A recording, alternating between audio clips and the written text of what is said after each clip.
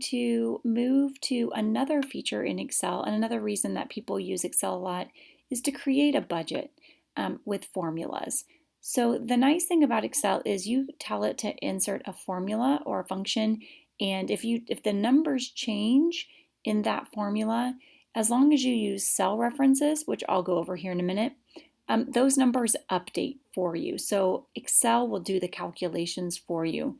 Today we're going to set up our own budget, but just so you know, for further down the road when you are creating maybe a family budget or a personal budget, there are already preset budgets with charts and things already set up in there, and then you can, they're kind of templates, they're what we call templates, so then you can go in and change categories and titles and stuff like that. But today we're just going to use that sheet that we've been using. So go to Open, and then in your OneDrive, in your Computers folder, go ahead and open that Excel sheet that has the Review and Learn Excel sheet with your initials. So that's what we're doing today. Honestly, guys, I double-clicked it, but I think it's better if you go down here and click Open, just FYI. All right, we're going to add a new sheet. So go ahead and click this little plus button. And in that new sheet, it should be in green down here where it says Sheet, whatever. Double-click it and type Budget. Enter to seal it. All right. Our title here is Weekly Budget. In cell A3, we're going to type income. So the budget formula is income minus total expenses, and anything left over is a savings. So your income might be one source of income, or in this case, this person has a couple different sources of income. So they have money that they earn weekly called allowance. They also, or you, I refer to this as you also babysit, so you earn money from babysitting.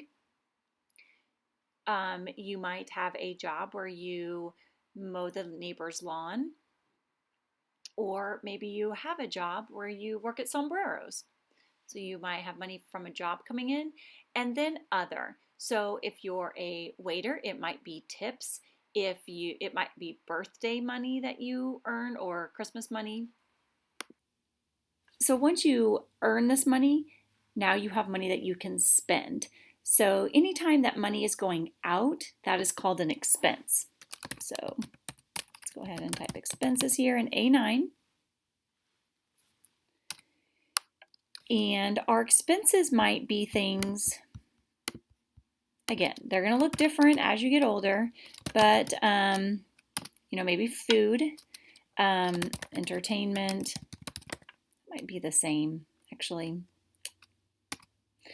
Maybe you have clothing expense, shoes, I don't know what you spend your money on, but miscellaneous.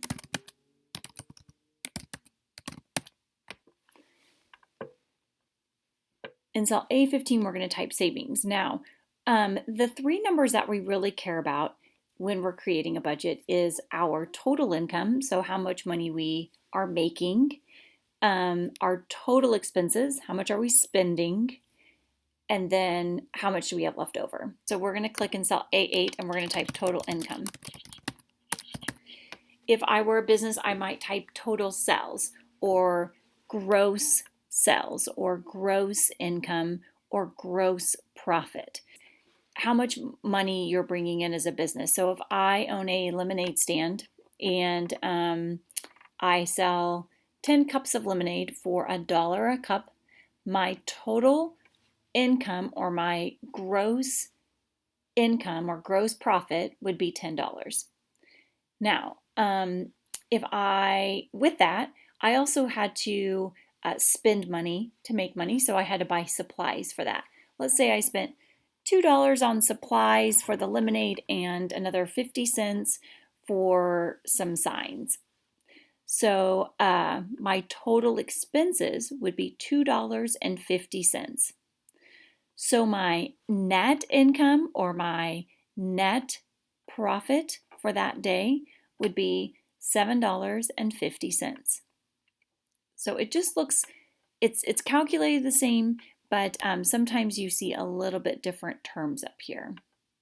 Okay, so same thing in A14, we're going to type total expenses. Now, this is kind of all running together, so we want to kind of separate these out. So select A9 and click it. You can either two-finger click and choose Insert, or go up here to the Insert button. Do the same thing between savings and total expenses. So select A16, one-finger click, then two-finger click, and choose Insert. Okay. Now we are doing our budgets by the week. So in cell B2, I'm going to type week 1, enter. Now we're going to do this for 4 weeks. So we don't want to continue to type week 1, week 2, week 3, week 4, blah. Too much typing. Excel will do the work for us. So put your cursor in the lower right-hand corner of B2, click, and drag to E2 where it says week 4. In F2, type totals. Okay, so our title here, we're going to have our mouse in A1 and drag to F1 and merge and center that. Bold it. Our weeks, let's select those, B2 through F2. Bold and center, only center, not merge and center. And fill those a color. It's your choice.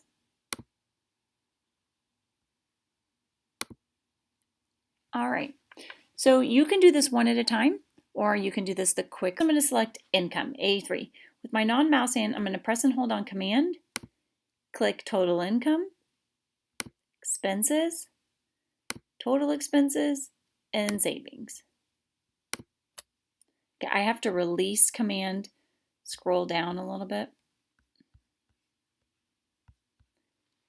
press and hold Command, and select savings. Okay, so now all of those are selected, so I only have to do this one time. Again, if this is too confusing, just go ahead and do it for income, then do it for the other ones as well. Or you can use the format painter too.